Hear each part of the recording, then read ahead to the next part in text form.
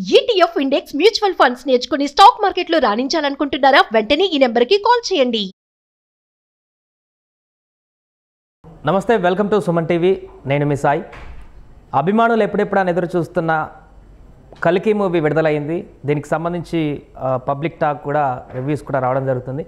So కల్కి cinema ఎలా ఉంది, సినిమాలో ఏమేమి చూపించారు, దీనికి సంబంధించి మనం మాట్లాడదాం. మనతో పాటు Suman TV news chief editor Keshav గారు ఉన్నారు. వారు కూడా సినిమా చూశారు, మార్నింగ్ ప్రివ్యూ షోనే. సార్ నమస్తే. నమస్తే. సో ఎలా ఉంది సార్ కల్కి సినిమా? అంటే ఒక్క మాటలో చెప్పాలంటే ఒక డిఫరెంట్ వరల్డ్. సో చూసిన తర్వాత దాన్ని ఫీల్ అవ్వాల్సి ఉంటుంది. ఆ ఫీలింగ్స్ ఎలా ఉంటాయి అనేది ఒక్కొక్కరికి ఒక్కొక్కలాగా ఉండొచ్చు. హాలీవుడ్ రేంజ్ అంటున్నారు అందరూ, ఆ రకమైనటువంటి ఎఫెక్ట్స్ అక్కడ కనిపించాయా? అంటే సినిమా మామూలుగా ఏంటంటే, దీన్ని సింపుల్గా ఒక విషయం చెప్పాలంటే, కల్కి ఒక సినిమాగా మనం చూస్తాం కష్టం.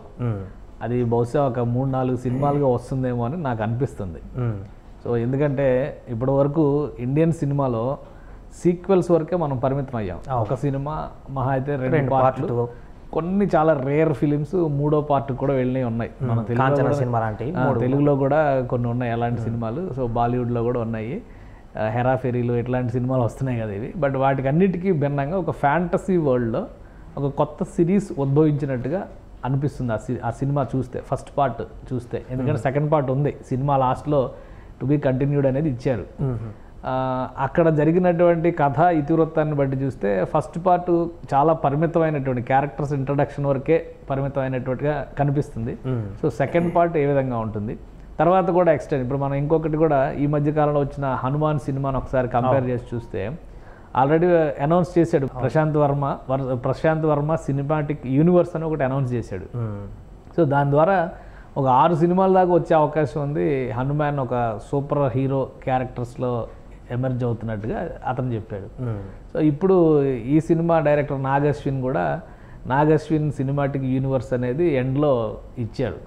అంటే హనుమాన్ అనేది సింగిల్ లైన్ స్టోరీ, హనుమాన్కి రిలేటెడ్గా తీసుకున్నటువంటి స్టోరీ. కానీ కల్కి అనేది ఏదో 3 ప్రపంచాలు అంటున్నారు. ఒక చాలా కథ చాలా డెప్త్గా ఉంది అంటున్నారు. అది ప్రజలకు ఈజీగా అర్థమవుతుందా, తీసుకోగలరా? అర్థం చేసుకోవాలంటే ఇప్పుడు ఇండియన్ సినిమా ఎలాగ ట్రాన్స్ఫార్మ్ అవుతుందంటే, మనం వెళ్ళి ఆస్కార్ వేదిక పైన అవార్డు తెచ్చుకుని మన పని అయిపోయింది అనుకునేటువంటి పరిస్థితిలో లేదు కాబట్టి, సో ఆ లెవెల్ ఆఫ్ థింకింగ్తో ఉన్నటువంటి లైన్ ఉన్న సినిమా ఇది. ఇది కూడా ఒక కథదే, కల్కి అనేటువంటి ఒక క్యారెక్టర్ సంబంధించినటువంటి కథ. ఇది కల్కి ఉనికిని చాటేటువంటి సినిమా ప్రస్తుతం. నెక్స్ట్ దానిలో మేబీ బర్త్ ఆఫ్ కల్కి ఉండొచ్చు, బర్త్ ఆఫ్ కల్కి, అలానే కల్కి గ్రోయింగ్ సినారియో ఎలా ఉంటుందనేది చూపించవచ్చు. నెక్స్ట్ పార్ట్లో రైజ్ ఆఫ్ కల్కి ఉండొచ్చు. కంటిన్యూ తీయడానికి అవకాశం ఉండేలాగా లైన్ ఎంచుకున్నట్టుగా నాకు అనిపించింది. దర్శకుడు ఊహాజనితంగా చూపించినటువంటి స్టోరీగా ఉందా, లేకుంటే మన ఇతిహాసాలు పురాణాల మనం చాలా కాలంగా వింటున్న ఇతిహాసాలు పురాణాల నుంచి తీసుకున్నటువంటి కథని ప్రజెంట్ డేకి రిలేట్ చేస్తూ, ఒకవేళ ఇలా ట్రాన్స్ఫార్మ్ అయితే ఎలా ఉండొచ్చు అనేటువంటి ఒక ఇమాజినేషన్స్లో నుంచి పుట్టినటువంటి కథ. ఇవి ఇందులో పేర్కొన్నటువంటి ప్రదేశాలు, ప్రాంతాలు, వ్యక్తులు, క్యారెక్టర్స్ ఇవన్నీ కూడా ఆల్రెడీ మనం పురాణాల్లో చూసినటువంటి పేర్లు. ఇప్పుడు శంబాల అనేటువంటి ఒక ప్లేస్లో కల్కి జననం పొందడానికి అవకాశం ఉంటుంది కాబట్టి శంబాలలో జరిగినటువంటి ఇన్సిడెంట్స్తోనే ఎక్కువ సినిమా ఉంది. సో ఈ శంబాల అనేది కల్కి పురాణానికి సంబంధించి అగ్ని పురాణంలో కల్కి ప్రస్తావనలు ఉన్నాయని చెప్పి అంటారు. సో అందులో ఈ విశ్లేషణలు ఉన్నాయి, కల్కి తల్లిదండ్రులు ఎవరు, ఇవన్నీ కూడా ఉన్నాయి అందులో. వాటినన్నిటిని రిలేట్ చేసుకుంటూ కథని అల్లుకుంటూ వచ్చారు. అలానే కలియుగం అంటే ఏంటి, ఇప్పుడు ఒక 4 యుగాలు చెప్పారు కదా, సత్యయుగం, కృతయుగం, ద్వాపర యుగం, కలియుగం, 4 యుగాలు చెప్పారు. ఒక్కొక్క యుగానికి టైం బౌండ్ కూడా చెప్పారు మనవాళ్ళు. 6000 సంవత్సరాలు, 4000 సంవత్సరాలు ఇట్లా చెప్పారు. సో ఆ లెక్కను చూస్తే కలియుగానికి వచ్చేసరికి యుగాంతం ఎప్పుడు జరగవచ్చు అంటే 3000 సంవత్సరాల చేరువలో జరగవచ్చు అనే లెక్క ఉంది కాబట్టి 2898 అనేది తీసుకున్నాడు. సో టైటిల్ పేరు కల్కి 2898 అని తీసుకున్నారు. సో అట్లా చూస్తే ప్రతిదాన్ని కూడా ఎక్కడి నుంచో ఒక ఇన్స్పిరేషన్ ప్లస్ కథ మొదలైంది కలియుగాన్ని అంతం చేయడానికి వస్తుంది. సో దీనికి సంబంధించినటువంటి మూల ప్రస్తావనలు ఎక్కడ ఉన్నాయి, ద్వాపర యుగం అంతంలో ఉన్నాయి, మహాభారతంలో ఉన్నాయి. సో మహాభారత అంతం అంటే ఏంటి, కురుక్షేత్ర సంగ్రామాన్ని మనం మేజర్ పార్ట్గా తీసుకున్నాం. కురుక్షేత్ర సంగ్రామం దగ్గర నుంచి కొన్ని క్యారెక్టర్స్, అందులో మనం చాలా ట్రైలర్స్లో చూసినట్టుగా అమితాబ్ బచ్చన్ చేసినటువంటి అశ్వత్థామ క్యారెక్టర్ ఎక్సలెంట్ పర్ఫార్మెన్స్. అక్కడ ఆ క్యారెక్టర్ వరకు క్యారెక్టర్ ఇంప్లిమెంటేషన్ కూడా, అంటే యంగ్ అశ్వత్థామను చూపించినటువంటి విధానం. యంగ్ అశ్వత్థామ అంటే అమితాబ్ బచ్చనే ఇప్పుడు ఏ టెక్నాలజీ వచ్చింది కదా, so back to the ages వెళ్ళిపోతారు. అమితాబ్ బచ్చన్ ఆ క్యారెక్టర్లో ఎలా ఉన్నారు, తర్వాత ఏజ్డ్ క్యారెక్టర్లో ఎలా ఉన్నాడు, ఇవి చాలా బాగా నెరేట్ చేశారు. వాస్తవానికి ఫస్ట్ పార్ట్లో హీరో అమితాబ్ బచ్చన్, కల్కి సినిమాలో ప్రభాస్ సపోర్టింగ్ నా లెక్క ప్రకారం హీరో రోల్ కంటే తక్కువ టైంలో సపోర్టింగ్ క్యారెక్టర్ అంటే లెంత్ ఆఫ్ రోల్ ఎక్కువే ఉంది. బట్ ఏంటంటే క్యారెక్టరైజేషన్ పరంగా మనకుండే యాంగ్జైటీ, క్యూరియాసిటీ, ఆ హీరోయిక్ యాక్షన్ సీక్వెన్సెస్ అన్నీ కూడా అమితాబ్ బచ్చన్ పాత్రలోనే ఎక్కువ కనిపించినాయి. ప్రభాస్ పాత్ర ఇంకా పూర్తిగా ఓపెన్ కాల, జస్ట్ ఇంట్రడక్షన్ అనమాట. అందుకే క్లైమాక్స్లో మాత్రమే ప్రభాస్ కూడా ఒక అవతారానికి సంబంధించిన పునర్జన్మ అనేటువంటి ఆ రివీల్ వస్తుంది. సో అప్పటి వరకు ప్రభాస్ చాలా నార్మల్ ఇదిగా అనిపిస్తాడు. సో అందుకని అలా చూస్తే నా ఆస్పెక్ట్లో ఏంటంటే అమితాబ్ బచ్చనే రియల్ హీరోగా ఈ సినిమాలో కనిపించారు. హీరోయిన్ మిగతా పాత్రలన్నీ కూడా ఏ పాత్రకు ఆ పాత్ర ఒక ప్రాధాన్యం ఉంది. ఇంకా చాలా మంది కాస్టింగ్ కూడా ఉన్నారంట కదా, మనకు సర్ప్రైజ్ ఆర్టిస్టులు చాలా మంది ఉన్నారు. రామ్ గోపాల్ వర్మ దగ్గర నుంచి విజయ్ దేవరకొండ వరకు అందరూ కనిపిస్తారు, రాజమౌళి కనిపిస్తారు. అలానే గతంలో ఈయన సినిమాలు నాగశ్విన్తో సినిమాలు చేసినటువంటి ఆర్టిస్టులు కూడా చాలామంది కనిపిస్తారు. దుల్కర్ సల్మాన్ కానీ, మృణాల్ ఠాకూర్ కానీ, అలానే వాయిస్ మహానటి సావిత్రి వాయిస్ మహానటి చేసినటువంటి హీరోయిన్ కీర్తి సురేష్ వాయిస్ కూడా ఆ కారుకి, బుజ్జి కారుకి, ఆ కారుకి చెప్పేటువంటి ఇన్నర్ వాయిస్ అంటే ఆ హీరోయిన్ వాయిస్. సో ఇట్లా చాలా ఉన్నాయి, చూసే కొద్ది అదొక ఇంట్రెస్టింగ్ ఇది ఉంటుంది. కాబట్టి మనం ఒకటి cinema is changing. So Indian cinema అనేటువంటి డ్రీమ్లో బహుశా రాజమౌళి ఒక అడుగు వేసినప్పటికీ కూడా రాజమౌళి ఏమనుకుని ఉండొచ్చు అంటే బహుశా ఈ కమర్షియల్ ఫార్ములాని బ్రేక్ చేస్తే, అంటే ఒక 4 పాటలు, ఒక 4 ఫైట్లు అనే సీక్వెన్స్ని బ్రేక్ చేస్తే అసలు సినిమా నిలబడదేమో అన్న ఉద్దేశంతోనే కథలో ఉన్నటువంటి బిగి పట్టు అన్నీ ఓకే, అది యాక్సెప్ట్ చేస్తాం మనం. బట్ ఆ కమర్షియల్ ఫార్ములాని మాత్రం వైలేట్ చేయకుండా జాగ్రత్తగా ముందుకెళ్ళాడు. ఎందుకంటే మనం బాహుబలి సినిమా చూసినా, RRR సినిమా చూసినా కొంచెం ఒక ఐటమ్ సాంగ్ లాగా, ఒక మెలోడీ, ఒక ప్యాథో ఇట్లా ఉండేలాగా సీక్వెన్స్ చూసుకున్నాడు ఆయన. బట్ ఈ సినిమాలో అవన్నీ బ్రేక్ చేశాడు. ఫస్ట్ టైము మీరు lord of the rings series చూస్తున్నట్టుగా కానీ, ఇంకా చెప్పాలంటే ఇప్పుడు ఈ సూపర్ హీరోస్ క్యారెక్టర్స్ వచ్చినాయి కదా, ఇంకా బ్లాక్ ప్యాంథర్ సిరీస్ ఉంది కదా, అందులో ఎలా అయితే ఒక వకాండా అని ఒక గ్రహం ఉంటుంది, ఆ గ్రహం మీద ఆధిపత్యం, ఒక రాజ్యం మీద ఆధిపత్యం, ఇట్లాంటి అలా ఇంటర్ప్రిట్ చేస్తూ వెళ్ళారు. సో ఈ కథని నెరేట్ చేసినటువంటి విధానం కూడా ఆ స్టైల్లో ఉంది. కెప్టెన్ అమెరికా సిరీస్ ఎలా ఉంటుంది, సూపర్ హీరోస్ అంటే ఎండ్ గేమ్స్ ఎట్లయితే మనం చూసామో ఈ స్టైల్లో దీన్ని నెరేట్ చేసుకుంటూ వెళ్ళారు. కాబట్టి మన ఫార్ములా తెలుగు సినిమాలు చూసేట్టుగా భావించేటువంటి ప్రేక్షకులు థియేటర్కి వెళ్తే ఏంటి ఇలా ఉంది అని ఒక క్వశ్చన్ రైజ్ అవుతుంది. అయితే నచ్చనంత ఇదైతే ఉండదు, కానీ ఫస్ట్ పార్ట్ కొంచెం స్లో అనిపించవచ్చు. ఎందుకంటే అన్ని క్యారెక్టర్స్ రివీల్ అవుతా ఉంటాయి. ఏ క్యారెక్టర్ ఏంటి, అసలు లొకేషన్ ఏంటి, ఎందుకు ఇదంతా ఇలా ఉంది. కాశీ అంటే మనకు తెలిసింది ఏంటి, పెద్ద గంగా నదిని చూపిస్తాము, కాశీ ఒడ్డున జరిగేటువంటి మహాక్రతువులన్నీ చూపిస్తారు. ఇప్పుడు అందులో అది ఏమి ఉండదు, ఎండిపోయిన గంగా నది కనిపిస్తుంది.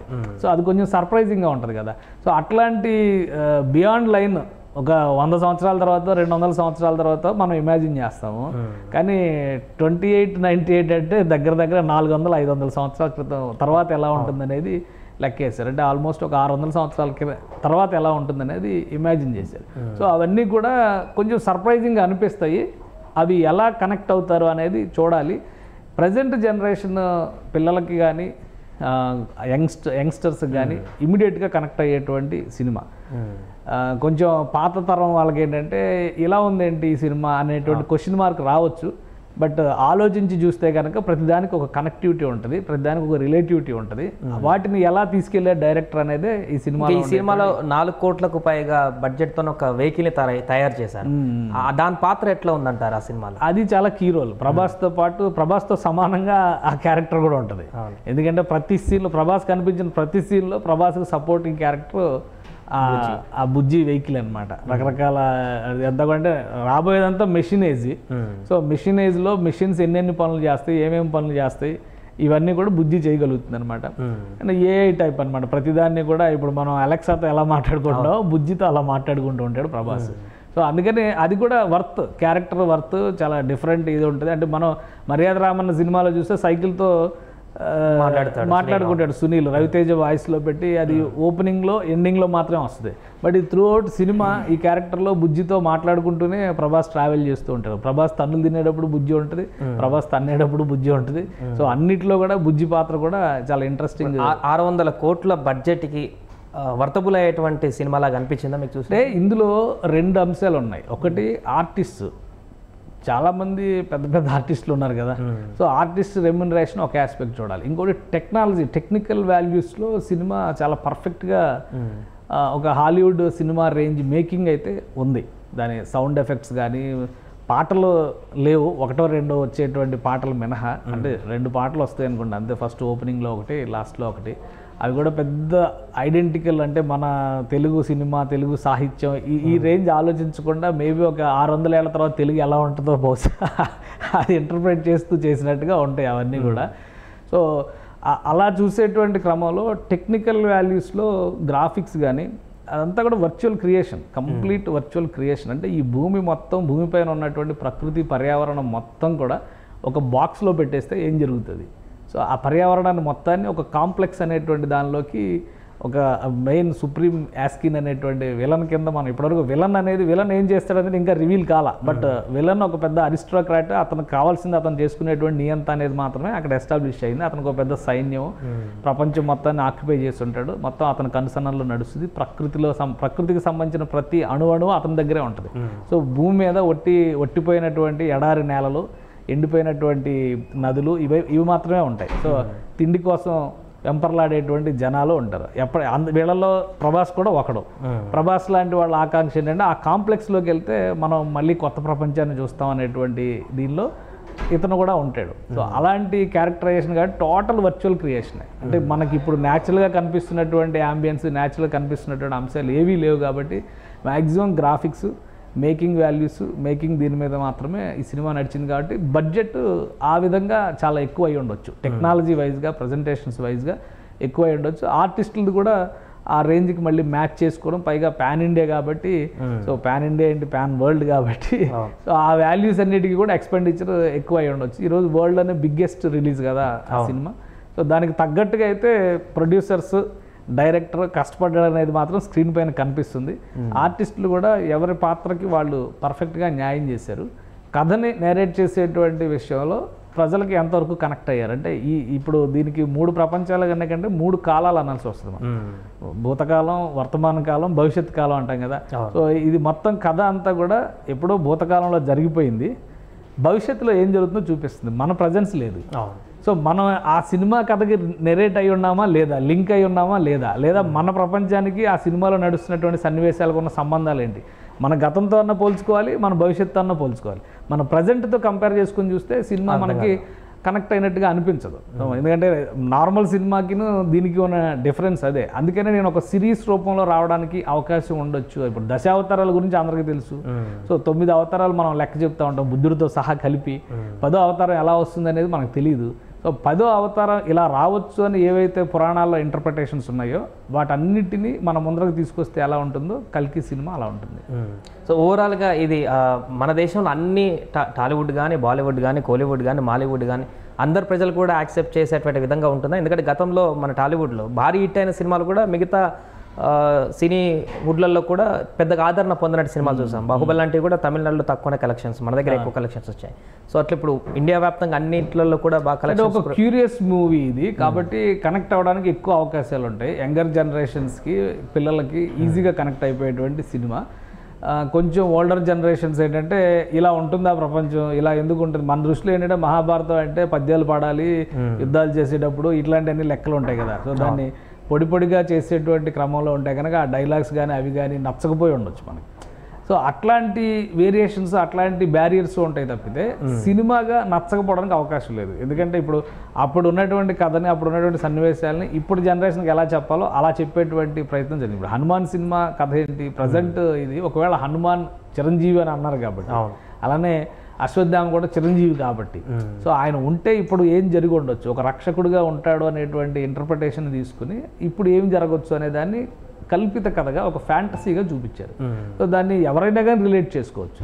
కొద్ది గొప్ప వాటి మీద అవగాహన ఉండదు. అసలు ఏది నమ్మమేమో, ఇవన్నీ ట్రాష్ అనుకునే వాళ్ళకి కూడా సమాధానం ఉంటుంది అందులో. అందుకే చూస్తేనే ఆ క్లారిటీ వస్తుంది అనమాట. ఓవరాల్గా మీకు మూవీ మొత్తం చూసిన తర్వాత ఎట్లా అనిపించేది? ఇది ఒక పర్ఫెక్ట్గా ఇన్ని రోజులు వెయిట్ చేసినటువంటి ప్రభాస్ అభిమానులకు కానీ, సినీ అభిమానులకు కానీ ఒక మంచి హిట్ మరొకసారి పడ్డట్టు అనిపించింది. ప్రభాస్ అభిమానులకి అయితే 100% ప్రభాస్ యాక్షన్, పర్ఫార్మెన్స్ ఉండేటువంటి సినిమా, మంచి హిట్గానే మనం చెప్పాలి ప్రభాస్కి. ఎందుకంటే మనం ఆల్రెడీ 2 సినిమాలు చూసాము, ప్రభాస్ సాలార్ కానీ తర్వాత ఈ సాహో కానీ. ఈ 2 సినిమాల్లో ఎలా అయితే బాహుబలి రేంజ్ని మ్యాచ్ చేసేలాగా ప్రభాస్లో యాక్షన్ సీక్వెన్సెస్ని ఎలివేట్ చేసేలా తీశారో ఆ రేంజ్ కంటే ఒక మెట్టు పైనే ఉంటుంది ఈ సినిమా. సో అలా చెప్తే ఆదిపురుషు, రాధాకృష్ణ ఈ సినిమాలు ఉన్నాయి కదా, సో వాటితో పోల్చుకొని చూస్తే మళ్ళీ అది డిఫరెంట్ జానర్స్. అది ఒక లవ్ స్టోరీస్, తర్వాత రామాయణం కథే మొత్తం మేకింగ్లోనే లోపాలు ఉన్నాయి కాబట్టి వాటిలో మనం పోల్చలేము. మనం ఈ 3 సినిమాలు అంటే బాహుబలి, తర్వాత సాహో, సాలార్, ఒక 3 కూడా ఒక 3 జనరేషన్స్లా చూసి అందులో కూడా వర్చువల్ క్రియేషన్స్ అన్నీ కూడా. ఇప్పుడు కాన్సార్ సిటీ గురించి సాలార్లో మొత్తం చూపిస్తారు, కాన్సార్ అనేటువంటి ఒక రాజ్యం గురించి. ఇందులో చూస్తేనే అదే గుజరాత్లో ఎక్కడో ఉంటుందని చెప్తాడు.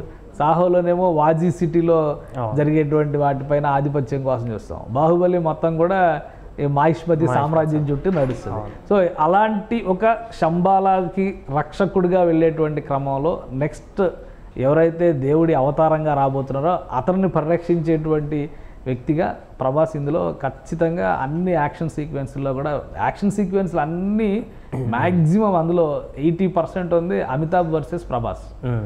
ప్రభాస్ ఏమో నెగిటివ్ షేడ్లో ఉంటాడు చాలా వరకు, చివరి వరకు అది రివీల్ కాదు. అమితాబ్ ఏమో పాజిటివ్ షేడ్లో ఉంటాడు. కాబట్టి పాజిటివ్ షేడ్లో ఉన్న వాళ్ళని మనం హీరోగా కన్సిడర్ చేయాలి. కాబట్టి అమితాబ్ ఆ ఏజ్లో కూడా ప్రభాస్తో పోటీ పడి ఎక్సలెంట్గా యాక్ట్ చేశాడు. ఆ యాక్షన్ సీక్వెన్స్లో తీసుకున్నటువంటి జాగ్రత్తలు కూడా ఆయన అంత ఏజ్ అంత ఇది ఉన్నా కానీ చాలా పర్ఫెక్ట్గా తీశారు. ప్రభాస్ ఎలా అయితే కండలతో బద్దలు కొట్టేస్తాడో పెద్ద పెద్ద బండల్ని, అంతతో పోటీ పడి అమితాబ్ బచ్చన్ కూడా యాక్ట్ చేశాడు. సో ఈ ఇద్దరి సీక్వెన్స్ అంటే జనరల్గా ఆ జనరేషన్లో సూపర్ స్టార్గా ఉన్నటువంటి అమితాబ్తో ఈ జనరేషన్లో సూపర్ స్టార్ అవుతున్నటువంటి ప్రభాస్, వీళ్ళిద్దరూ మ్యాచ్ అయ్యే విధంగా మేకింగ్ అనేది పాసిబుల్ కాదు, చాలా అరుదుగా వస్తుంది అలాంటి అకేషన్స్. సో అది ఇక్కడ ఫుల్ఫిల్ అయింది. ప్రభాస్ ఫ్యాన్స్కి అది మంచి ఫెస్టివల్. ఎందుకంటే సినిమా ట్రైలర్ ప్రమోషన్స్లో కూడా ఇద్దరు చెప్పారు, ప్రభాస్ ఫ్యాన్స్తో కొంచెం జాగ్రత్తగా ఉండాలని. అమితాబ్ అంటే మీ ఫ్యాన్సే, వాళ్ళలో చాలామంది మీ ఫ్యాన్సే, మిమ్మల్ని చూసి మాకు ఫ్యాన్స్ అయ్యారని చెప్పాడు ప్రభాస్. సో అలా చూస్తే 2 కేటగిరీల అభిమానులు కూడా చాలా ఎంజాయ్ చేస్తారు ఈ సినిమాని. ఓవరాల్గా ట్రిబుల్ ఆర్ తర్వాత మళ్ళీ ఇంతవరకు 1000 క్లబ్లో పడినటువంటి సినిమా రాలేదు. దీంతో మరొకసారి 1000 క్లబ్లో సినిమా పడినట్టు అనుకోవచ్చా? అంటే వస్తే మధ్యలో యానిమల్ అనే సినిమా వచ్చింది, బట్ దాని మీద డిఫరెంట్ ఒపీనియన్ ఉంది. కానీ యానిమల్ సినిమాకి సంబంధించి అది మనం పక్కన పెట్టేస్తే అంటే ఆల్ కేటగిరీస్ ఆఫ్ పబ్లిక్ని అట్రాక్ట్ చేసి 1000 కోట్ల క్లబ్కి రీచ్ అయ్యేటువంటి సినిమాల జాబితాలో ఖచ్చితంగా కల్కి వెళ్ళొచ్చు. అండ్ నెక్స్ట్ జనరేషన్ మూవీ మేకర్స్కి ఇండియన్ సినిమాలో కూడా మామూలుగా ఏదో డ్యూయల్ పార్ట్స్ ట్రయాలజీస్కి మాత్రమే కాదు ఇండియన్ సినిమా అంటే, ఒక సిరీస్ని సూపర్ హీరో మేకింగ్ కాన్సెప్ట్స్ని డెవలప్ చేయొచ్చు అనేటువంటి సంకేతం అయితే కల్కి ఇచ్చింది డెఫినెట్గా. Right sir. సో అది మొత్తానికి కల్కి సినిమా ఎటకేలకు ప్రపంచవ్యాప్తంగా విడుదలైంది. థియేటర్స్లో అభిమానుల కేరింతలతో మారుమోగిపోతుంది. సో పూర్తిగా ఈ యొక్క కొత్త ప్రపంచంలోకి ఈ సినిమా తీసుకుపోతుందంటూ కూడా చెప్తున్నారు. ఏదైనా కూడా ప్రభాస్కి మరొక బ్లాక్ బస్టర్ హిట్ అయితే పడినట్టుగా ఈ సినిమాతోని కనిపిస్తుంది. సుమన్ టీవీలో మీ పర్సనల్ అండ్ బిజినెస్ ప్రమోషన్స్ కోసం కింది నెంబర్కి కాంటాక్ట్ చేయండి.